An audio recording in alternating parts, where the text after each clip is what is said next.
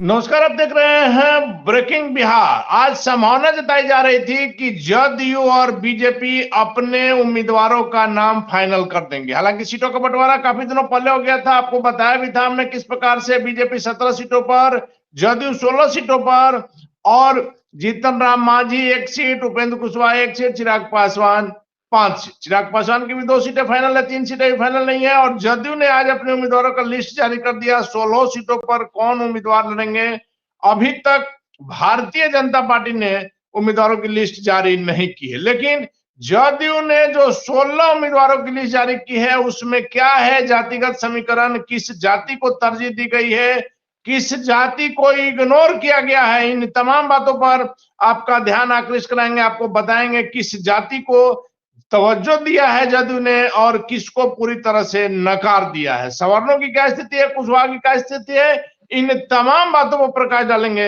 हमारे साथ सुमन जी जुड़ गए। सुमन जी, क्या कहेंगे? 16 सीटों पर आज जदयू ऑफिस में प्रेस कॉन्फ्रेंस करके बताया गया। हालांकि कल भी हमारे पास वो लिस्ट थी, वही लिस्ट रही, उम्मीदवारों के नाम में कहीं कोई फेरबदल नहीं था। लेकिन जातीय समीकरण हम चाहेंगे कि आप अपने दर्शकों को, हमारे दर्शकों को बताएं। जिस प्रकार से नाम हवा में चल रहे थे, जिन नामों की चर्चा थी, लगभग उन्हीं नामों को नीतीश कुमार ने, उन्हीं नामों पर भरोसा दिखाया है, कुछ तब्दीलियों के साथ में, कुछ छोटी तब्दीलियों के साथ। जैसे आप देख सकते हैं कि शिवहर सीट जो है पहले भाजपा के पास थी और जदयू को मिला, क्योंकि जदयू ने भी अपनी 2 सीटें काराकाट और गया छोड़ी थी, इसके एवज में उसे शिवहर में। देखिए, अगर जातिगत समीकरण की बात करें तो जदयू को शुरू से कुर्मी कुशवाहा की पार्टी कहा जाता है। और कुर्मी कुशवाहा की पार्टी में कुशवाहा, जैसा कि हमने कुछ दिन पहले भी कहा था कि कुशवाहा जाति पर सभी पार्टियों की नजर है और ज्यादा से ज्यादा उन्हें सीट देने की होड़ लगी हुई थी। तकरीबन 1 दर्जन प्रत्याशियों के नाम हमने बताए थे जो एनडीए से हैं और महागठबंधन से, जो सिर्फ और सिर्फ कुशवाहा जाति के। तो इस बार जदयू में कुशवाहा जाति जो है कुर्मी जाति पर भारी पड़ गया। जदयू के 3 कैंडिडेट कुशवाहा जाति के हैं। जी हाँ, 3 कैंडिडेट हैं। सिवान से विजय लक्ष्मी, जिनको आनंद फानंद में कल जदयू की सदस्यता दिलाई गई, सिवान जीरादेई पूर्व विधायक, और जिनको लेके उपेंद्र कुशवाहा की नाराजगी भी सामने आई। जब यह बातें हुई उसके बाद उपेंद्र कुशवाहा ने अपने सोशल मीडिया एक्स पर लिखा भी कि कुछ और भी अगर कैंडिडेट की जरूरत हो जदयू को तो बताएं। जी, तो रमेश कुशवाहा की धर्मपत्नी है विजय लक्ष्मी जी, ये कुशवाहा जाति से आती है। इसके बाद में वाल्मीकि नगर से सुनील कुमार हैं, हम सभी जान रहे हैं। इसके अलावा एक और नाम पूर्णिया के पूर्व सांसद संतोष कुशवाहा, ये तीनों कोयरी समाज से हैं। इनके अलावा नालंदा के सांसद कौशलेंद्र जी, ये भी आपको कुर्मी समाज से आते हैं। तो ये 3 कोयरी का नाम हुआ, 1 कुर्मी जाति से नाम हुआ, 4 टिकट कोयरी और कुर्मी को बांटा गया। इसके अलावा नीतीश कुमार ने पिछली बार की तरह इस बार भी यादव जाति के अपने 2 पुराने योद्धाओं पर अपना विश्वास बरकरार रखा। बांका और मधेपुरा, गिरधारी यादव और दिनेश चंद्र यादव, इन दोनों पर अपना विश्वास रखा। काफी पूर्व से जो है वो नीतीश कुमार जी के साथ में लगे हुए हैं। इसके अलावा लगातार ये चर्चा हो रही थी कि सिवान से कविता सिंह का टिकट कटेगा, सीतामढ़ी से सुनील कुमार पिंटू का टिकट कटेगा। देखिए, सिवान से जब कविता सिंह का नाम कटा तो बहुत लोगों को आश्चर्य हुआ, लेकिन वो आश्चर्य क्लियर हो गया। नीतीश कुमार के जहन में ये बात बसी हुई थी कि हमें राजपूत जाति से सिर्फ और सिर्फ 1 कैंडिडेट को ही टिकट देना है। और शिवहर से चूंकि उन्होंने लवली आनंद आ गई थी तो कविता सिंह का टिकट काट के उनको दिया जा सकता। तो सीधा सीधी दिख रहा है कि शिवहर में चूंकि लवली आनंद आ गई थी, जाति से राजपूत हैं, उनको टिकट दिया गया और इसीलिए कविता सिंह का टिकट काटकर अपने कोयरी समुदाय पर विश्वास रखते हुए, कुशवाहा समाज पर विश्वास रखते हुए सिवान की सीट कुशवाहा विजय लक्ष्मी जी को दी गई। आप देखेंगे कि सवर्ण में 3 जातियां, ब्राह्मण, भूमिहार और राजपूत, तीनों को 1-1 टिकट देने का काम जदयू ने किया है। मुंगेर से ललन सिंह को और सीतामढ़ी से सुनील कुमार पिंटू को हटाकर देवेश चंद्र ठाकुर को देने का काम किया है। 1 सीट किशनगंज से मोहम्मद जाहिद आलम, उनको दिया गया है। अल्पसंख्यक को भी 1 सीट दिया गया है। हालांकि मैं शुरू से कहता हूं कि किशनगंज से आप अल्पसंख्यक को नहीं देंगे तो किसको देंगे? इसके अलावा गोपालगंज से आलोक कुमार सुमन, ध्यान देने वाली बात है, गोपालगंज सुरक्षित क्षेत्र है और वहां किसी दलित को देना मजबूरी है। इसके अलावा और 5 सीटें जो दी गई हैं वो गंगोता, कहार, गोस्वामी, धानुक और केवट, यानी 5 अति पिछड़ी जातियों को सीट दिया गया है। सबसे देखने वाली बात क्या है, इस बार जदयू की लिस्ट से एक खास समुदाय गायब है। वो समुदाय कौन है? तो भाजपा पर बराबर आरोप लगता है कि ये बनिया की पार्टी है, वैश्य समाज की पार्टी है। उन वैश्यों को नीतीश कुमार ने दरकिनार कर दिया, किसी भी एक वैश्य जाति के व्यक्ति को टिकट नहीं मिला है। अब ऐसा नीतीश कुमार और जदयू ने क्यों किया है, ये देखने वाली बात होगी कि क्या आपको वैश्य जाति के किसी एक आदमी पर भी भरोसा नहीं रहा। देखिए, वैश्य जाति का वोट बहुत बड़ा वोट बैंक है और अगर आप उसको नेग्लेक्ट कर रहे हैं, उपेक्षित कर रहे हैं, तो क्यों कर रहे हैं? क्या कोई भी संभावनाएं नहीं थी? अति पिछड़ी समाज में से एक सीट कम देकर के आप वैसे को फिट नहीं कर सकते थे।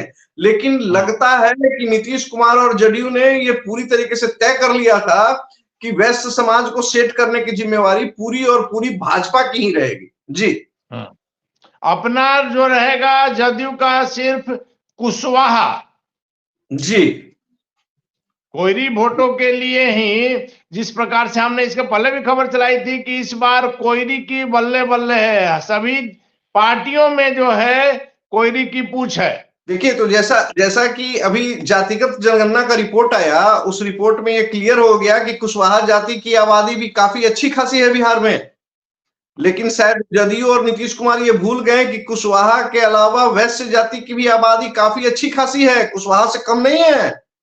वैश्य जाति कई जातियों का समूह मिलकर वैश्य जाति बनता है, जिसमें तेली, बनिया और भी कई जातियां होती हैं। आपने उनको दरकिनार किया, शायद ये सोचकर दरकिनार कर दिया कि आप जाएंगे तो कहां जाएंगे। अक्सर ये डायलॉग एनडीए में सवर्णों के लिए डाला जाता है कि सवर्ण जाएंगे तो कहां जाएंगे, वोट अंततः जो है बीजेपी में ही गिराएंगे। और आरजेडी में ये डायलॉग मुसलमानों के लिए जाता है कि आप जाएंगे तो कहां जाएंगे। तो इस बार एक नया प्रयोग वैश्य समुदाय के साथ हुआ है कि आप जाएंगे तो कहां जाएंगे, आपको अंततः एनडीए गठबंधन में ही, जदयू में ही देना होगा। तो ये देखने वाली बात होगी कि जदयू पर वैश्य समुदाय कितना भरोसा करता है और कितना वोट करता है। जी, 16 सीटें जो जदयू ने अपने खाते में रखी और 16 सीटों पर जो आज अपने उम्मीदवार जारी किए हैं, जिनके नामों को आज घोषणा किया गया है, उसमें क्लियर हो गया कि 3 सीट जो है भूमिहार, राजपूत, ब्राह्मण, जी, 1 सीट मुस्लिम किशनगंज, 4। अब बाकी 12 सीट जो है आप कहिए कि पिछड़ी, अति पिछड़ी, माने ईबीसी, ओबीसी को दिया गया। नहीं, उसमें मैं संशोधन कर देता हूं कि बाकी 12 सीट में 6 सीट जो है सिर्फ और सिर्फ कोयरी, कुर्मी और यादव को दिया गया। इसको आप इस तरीके से बता सकते हैं, सिर्फ कोयरी, कुर्मी और यादव। जी, तो इसको देखिए, जो हमेशा बार बार ये लोग बोलते हैं कि हमने 12 सीट अति पिछड़ा को दिया, 10 सीट उनको दिया, लेकिन ये क्लियर नहीं करते हैं कि किसी एक जाति पर विशेष मेहरबानी किया। ठीक है, ये बात लोग स्पष्ट नहीं बोलना चाहते हैं, इसको दूसरी ढंग से घुमाना चाहते हैं। हमेशा ये बात बोल के राजनीतिक पार्टियां बच जाती है कि हमने तो 80% प्रतिनिधित्व दे दिया पिछड़ी जाति को, छोटी जातियों को, लेकिन उस 80% में कितना भाग आपने किसी एक खास जाति को टिकट देने में लगाया, इसको भी तो बोलो। ये बताने से सभी पार्टियां परहेज करती है, लेकिन अभी हमने अपने दर्शकों को एक एक सीट पर खुल करके बताया कि किस जाति पर कितना ज्यादा भरोसा मुख्यमंत्री नीतीश कुमार ने किया है।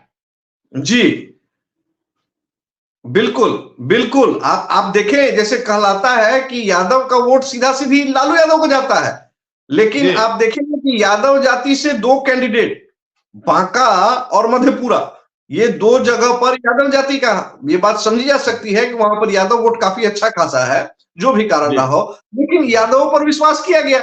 आप देखिए जहानाबाद की मैं आपको बात बताता हूं, वहां मुश्किल से 50 से 60 हजार आपको कहार जाति का वोट होगा। भूमिहार जाति के लोगों का वो सीट माना जाता है, लेकिन 2019 में एक नया प्रयोग करके जहानाबाद में चंद्रेश्वर चंद्रवंशी को लाया गया है, जिसका काफी विरोध भी हो रहा था और संभवतः इस बार भी विरोध होगा और इस बार वहां की शायद फिजा भी बदल सकती है।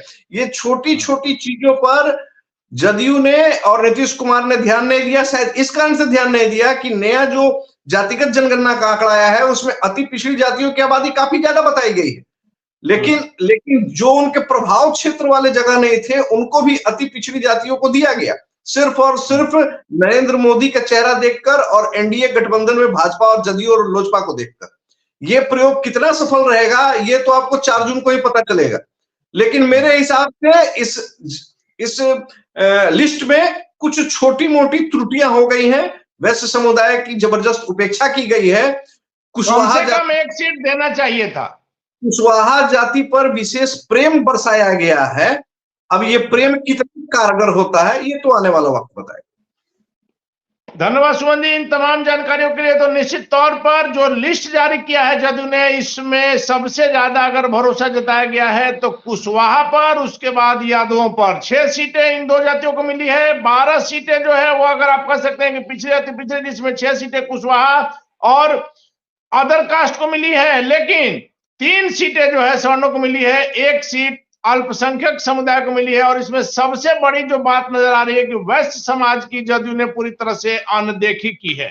इसका क्या परिणाम होगा, किस कारण से वैश्य समाज की उपेक्षा की गई है, इन तमाम बातों पर फिलहाल क्या असर होगा देखना बाकी है। फिलहाल आप बने रहे ब्रेकिंग वैक्स।